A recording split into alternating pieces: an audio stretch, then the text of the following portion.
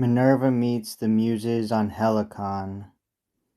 Minerva thus far had accompanied her gold-born brother. Now she left Seriphus, wrapped all about in cloud, and on the right passed Diarus and Cynthos, setting course, her shortest course, across the sea to Thebes and Helicon, the Muses' mountain home. Alighting there, she stopped and thus addressed the learned sisters. There has reached my ears a tale of a new fountain that bursts forth beneath the hooves of flying Pegasus.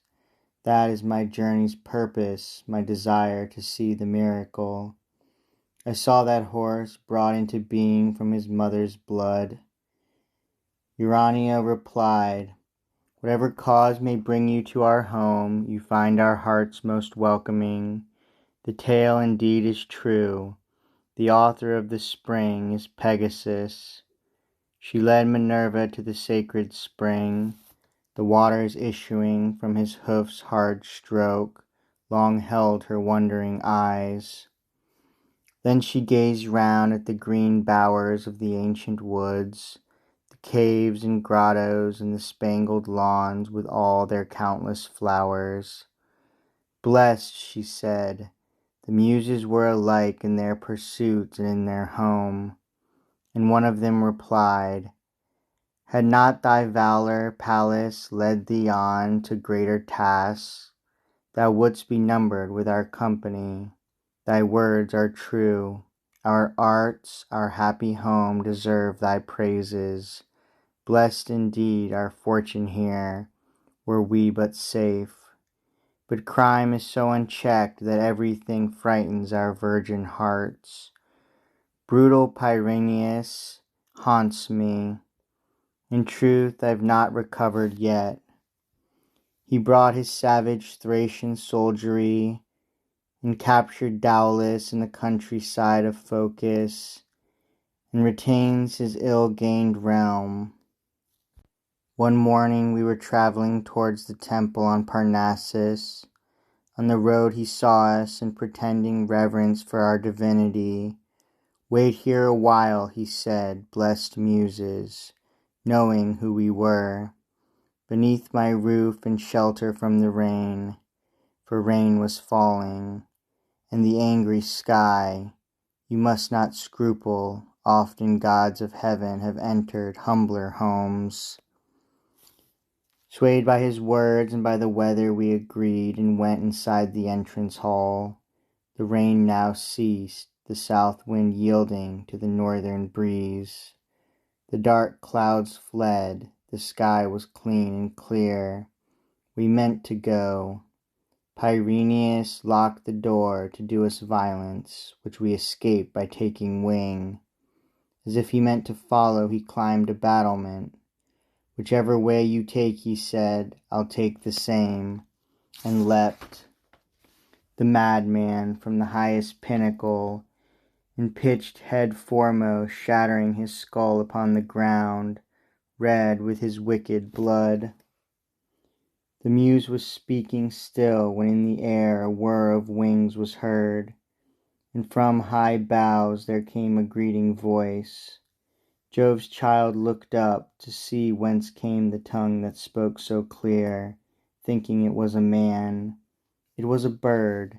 9 of them there had perched upon the boughs, lamenting their misfortune, master mimics, 9 magpies.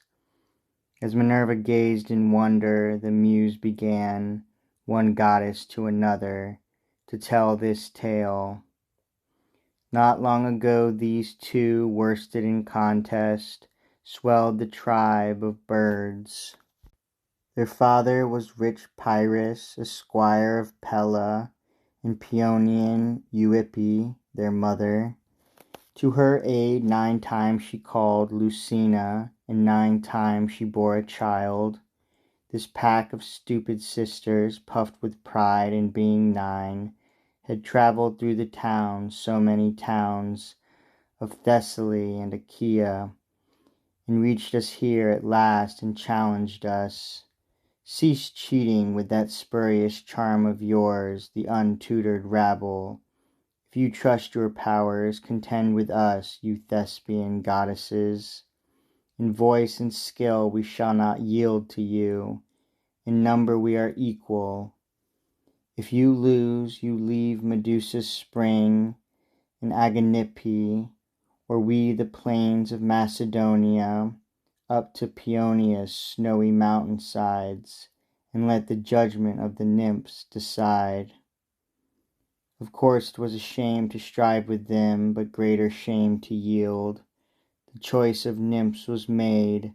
They took the oath by their own streams, and sat on benches shaped from living stone. Then, without drawing lots, the one who claimed to challenge sang of the great war in heaven, ascribing spurious prowess to the giants, belittling all the exploits of the gods. How Typhon, issuing from earth's lowest depths, struck terror in those heavenly hearts, and they all turned their backs and fled until they found refuge in Egypt in the seven-mouthed Nile. She told how earth-born Typhon even there pursued them, and the gods concealed themselves in spurious shapes. And Jove became a ram, she said, lord of the herd, and so today great Libyan Ammon shone with curling horns. Phoebus hid as a raven, Bacchus a goat, Phoebe a cat, Juno a snow-white cow, Venus a fish, and Mercury an ibis. So to her lyre she sang and made an end. Then we were called, but maybe you've no time or leisure now to listen to our song. No, to be sure, said Pallas, sing your song, sing it right through, and took her seat beneath the tree's light shade. The Muse resumed her tale.